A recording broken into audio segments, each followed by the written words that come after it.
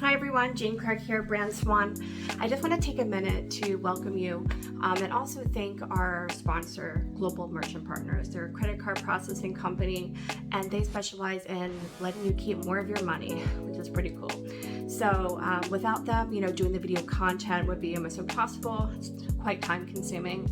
And as you know, we do this just to highlight the women in this community. We don't really get anything in return. So thank you so much for GMP for letting us continue to do this for the 7th annual year.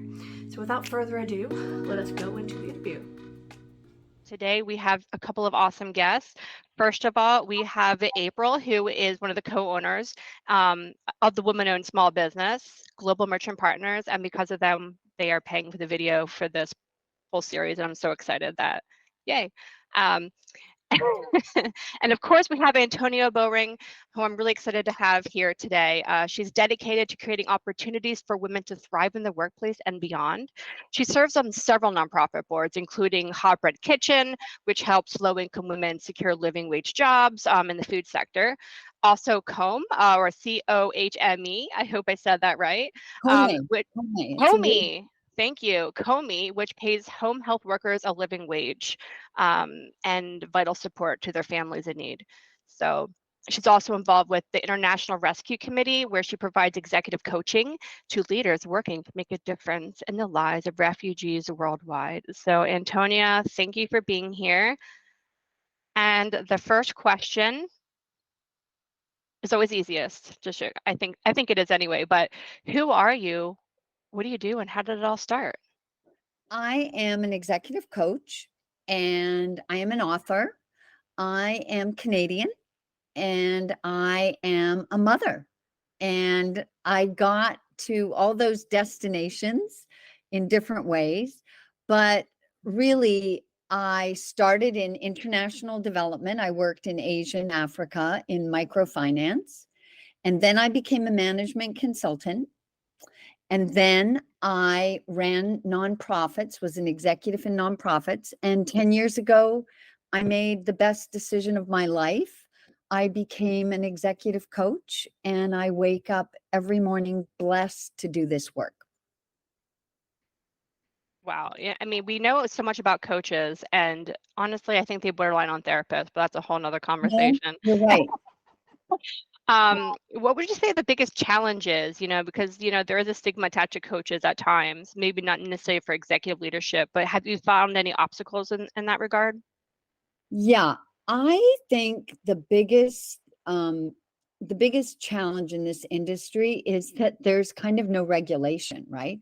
There are quality control issues, and anybody can say they're a coach, and some are excellent, some are pretty good, and some are not that good. And it's really hard for the consumer to work that out sometimes.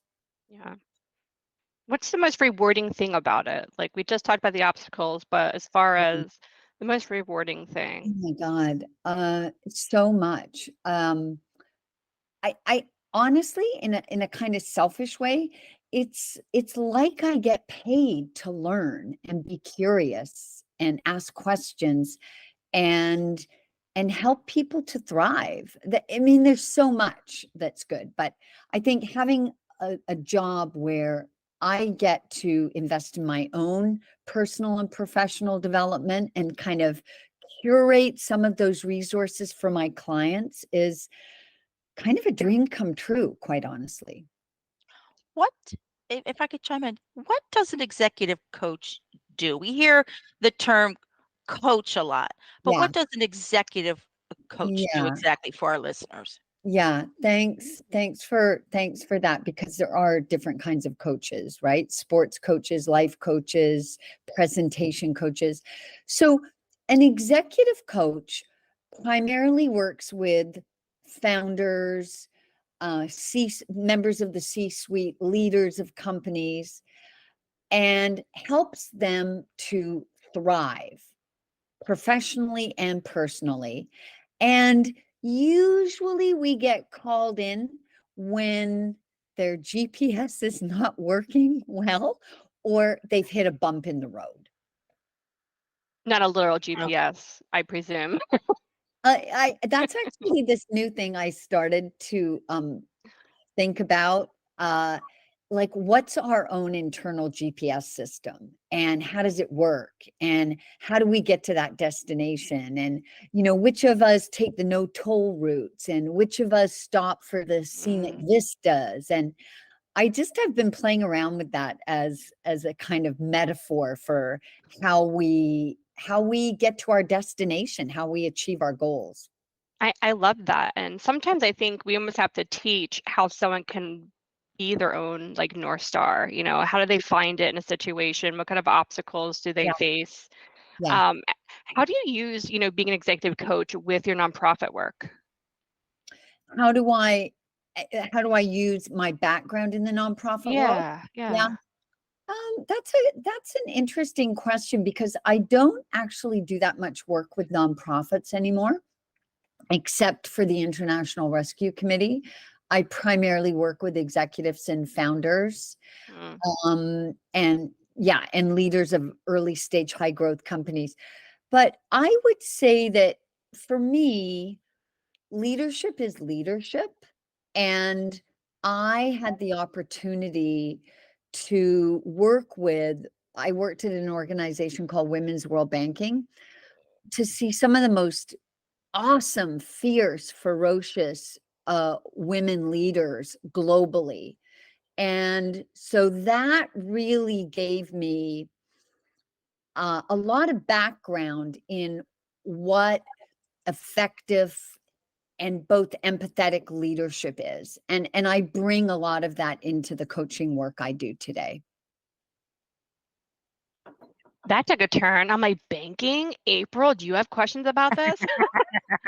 I was in the banking world for a long time with Chase credit card, and I was in a stage in my life I was not doing a very good job with work-life balance. Mm, I was on the climb there, but I had a son who was struggling and a daughter who was about ready to enter the peak of her high school career, and she yeah, was college bound, and all of that just kind of fell in on me. And yeah, that kind of leads into the next question that I had was, do you find women finding their way into leadership roles or taking on more leadership positions later in life as opposed to mhm, men? Because women, we at least from my perspective, it came in phases. yeah, It came in phases. You have the college life, you have the mothering years, you have your work years, and then in Maslow's hierarchy, you're yeah, at self-actualization. Okay, I got all this great stuff I know how to do. What do I want to do with it? And yeah, Yeah. finding your path on what you're good at and pair that with what your passion project is. How do you lead women? How does that work out for in the path of a woman as opposed to men who may be able to climb that ladder younger and stay on that path and not have to take a side road and with the mhm, home and parenting? I yeah. hope my question was clear. I know that came out in so Well, many different ways. I mean, that is like an excellent question, and it is a huge question, right? There's so many different pieces of it. I think I would start. I am someone who believes in possibility.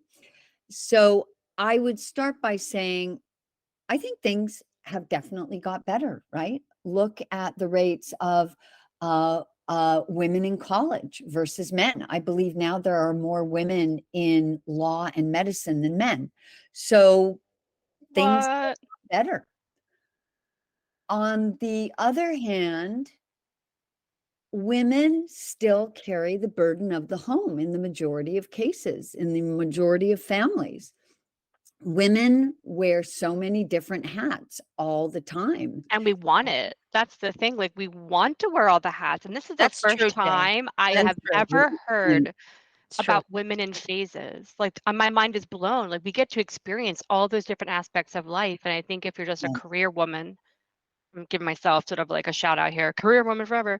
Yeah. You know, you're missing out on those pieces. So I love that, Antonia, that you kind of did things in pieces. You know, I love that. Well, and you know, I think you're getting to one of the simplest question a coach can ask, and it's a very difficult one to answer. What do you want? Yeah. It's the hardest question to ask anybody. What do you want? Because guess what? You can't have it all. For dinner? Not at the same time. You Or at can, the but same not time. at the same time. That's the Right, truth for women. right. You cannot have it all at the same time. What Exactly. do you want? How do you prioritize? And where are you today? That's your point from which you're going to create and manifest and move forward. Mhm. And yeah, it's really challenging. I have a lot of female clients, young, you know, and further in their career, that, you know, think about these questions actively. They never stop, right? Because as you know, when you have young children, there's a different set of needs. They're very physical, but it's important bonding time. But I will say, my sons are older now. I have this enormous flexibility to be around, and you can't predict when they want to talk. And if you're not there, you're not there, and it goes. And it is always a juggling, balancing act. And you know, women are, every woman I work with is an unbelievable superstar. Unbelievable. Great question. Yeah. Well, there's a April, lot now I'm like, there to unpack. I don't know. oh my gosh, now I'm like going off script, but bringing this back, because this is a great segue. But, you know, if you could go back and give your 18-year-old self one piece of advice, what would it be? And I'm going to follow that up with, Yeah. Yeah. you So met a lot of amazing women, but who's the most influential in history, dead or alive, that you would love to meet? it's like such a really hard question. Okay. Yeah. If I could go back and tell my Yes. 18-year-old self one piece of advice, you are enough. Mm. Doesn't That's matter a what hard you one. do. Doesn't matter what you don't do. Doesn't matter what you achieve. Doesn't matter what you fail at. You are enough. Existing is enough. Yeah, you are, with your heart, with your soul, with your intentions. Yeah, you're a whole being, and you are enough just the way you are. I love that. That's a good starting point. Yeah. You know, And maybe eat the cake. 20 years from now, we're going to be like, man, women need to calm down and get off their, they're so arrogant these days, aren't they? No. Well, I think when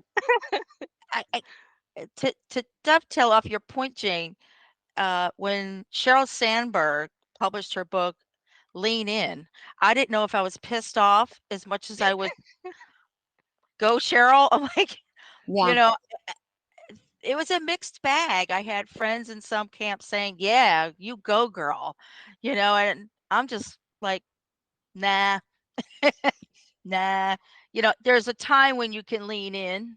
Not every woman has that same time frame. Like for me, I'm 55 and am just going back to school for my MBA.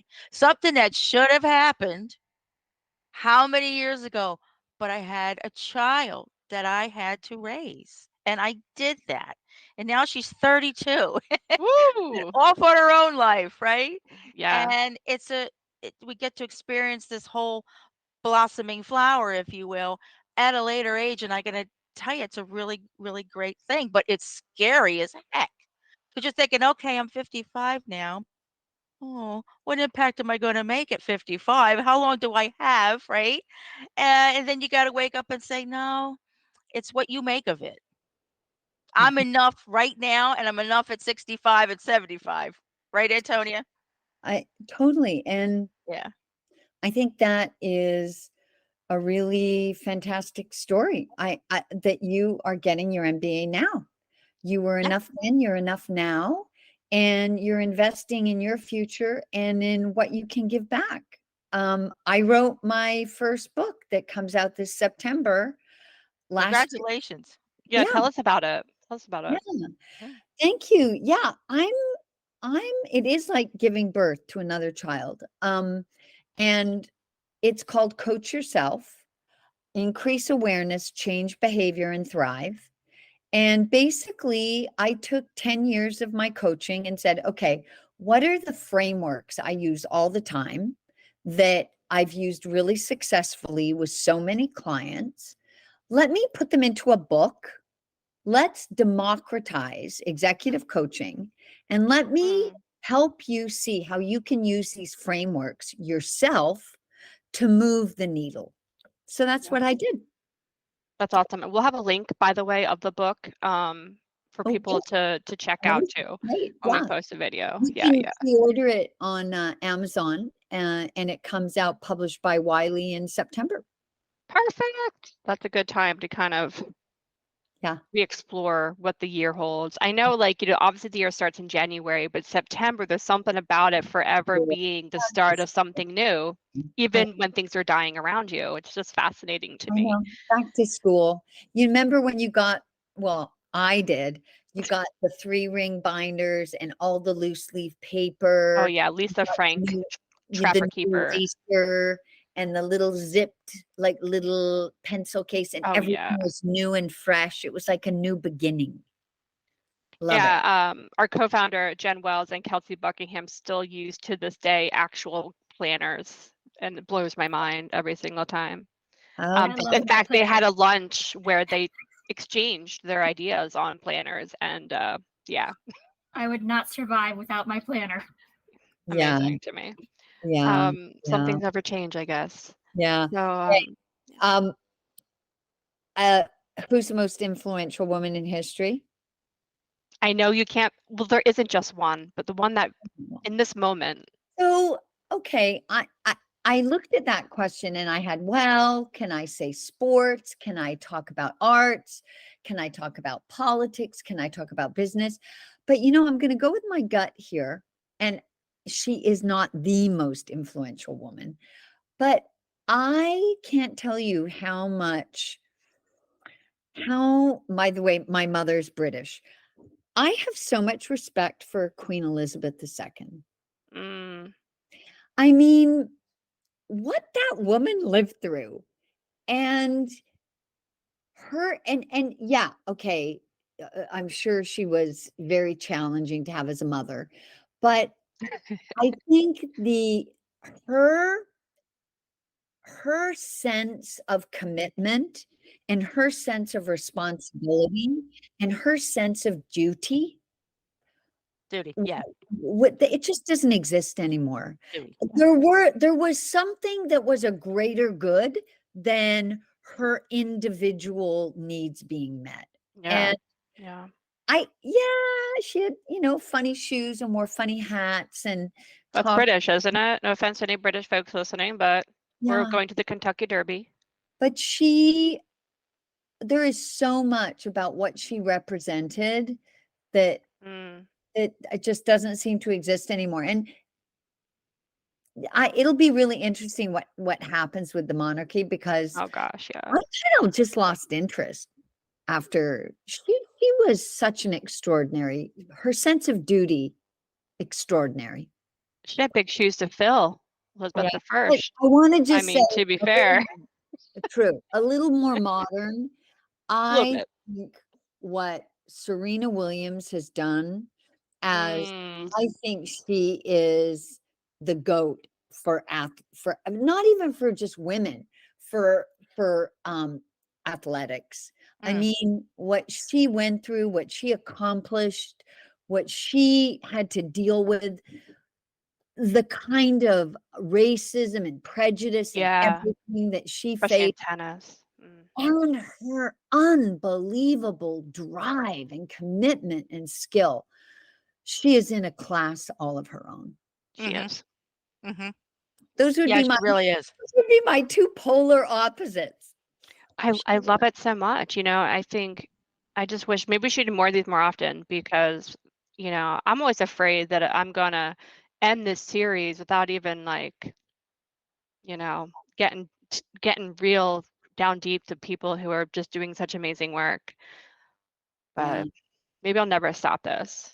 Maybe I'll keep going. Oh, keep I going. think Jane, Yeah. it's a gift you have. You just draw it out of people. She does. She I'll really does. try. It's good. I think This this is is like more an opus interesting for than, you. thank you. Well, more, I think this is more interesting than pitching our services, because I think we like to work with people we like. And that kind of leads into my next question, Antonia. Yeah. So if you could be remembered for one thing, what would it be? Hmm. Okay. I gotta say two. All right. All right, two things. Can you give me two? The Yeah. first one is really easy.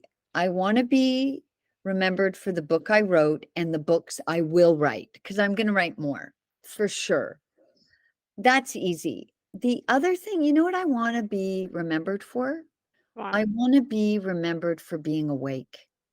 Mm, And what I mean by being awake is alert, optimistic, full of possibility, and helping other people awaken to their possibilities, their futures, how they can flourish, how they can thrive. that's certainly a more interesting tombstone than I did my duty. And I hate that, for the late queen. Surely there's something else we're missing. Maybe something she just didn't want anyone to know. Maybe the Maybe, fun side of her. yeah. She Fun probably side. had a fun side of her, but I she think didn't she was show it. hilarious, I bet. I bet she did. I bet she had a very ironic, sarcastic sense of humor. Yeah. Probably with her corgis. Being out with her corgis, I Oh, think yeah. the real Yeah. queen that Yeah. she has to mask Yeah. comes I think out. that's what I want. I don't want a tombstone, by the way. But yeah, she was awake. And by Yeah. the way, I also think of awake meaning, and April, I kind of link this back to you doing your MBA. Awake means you're open to possibility and open Oh to yeah. change. And open to change, right? You got to Mhm. be awake. What I love that. books do you read? I always would My like to get this out of God, people. what What book? books Okay, do you it's read? okay. And we're gonna put, guys, don't freak out. We're gonna have them on the list, so you don't have to like hurry up and start writing them down. We're gonna have them below. So Yeah. Okay. Well, I read a lot. And right now my books are under my laptop that I'm reading. I am reading Play Bigger: How Rebels and Innovators Create New Categories and Dominate Markets. I am Oh, reading nice. mm, Hey for the rebels. Right, How Jane? Emotions Are Made: The Secret Life of the Brain. mm, I'm reading Tomorrow Mind by Gabriella Kellerman. I'm reading Invisible Women: Data Bias in a World Designed by Men. And I mm. am reading, written by my dear friend, The Art of Fairness by David Bodanis: The Power of Decency in a World Turned Mean. So you Do have you read like a all these chapter at a time, or? passions. They're all on the Statistics go. in your head They're all the all on time, the right? go. And then I'm actually reading a beautiful memoir of a daughter who took her mother, who was suffering from Alzheimer's, on a camping trip to Montana. Mm, And now my books are uneven. Look, so I've I am gone. so sorry. April, what were you saying before I had to make my joke? I forget.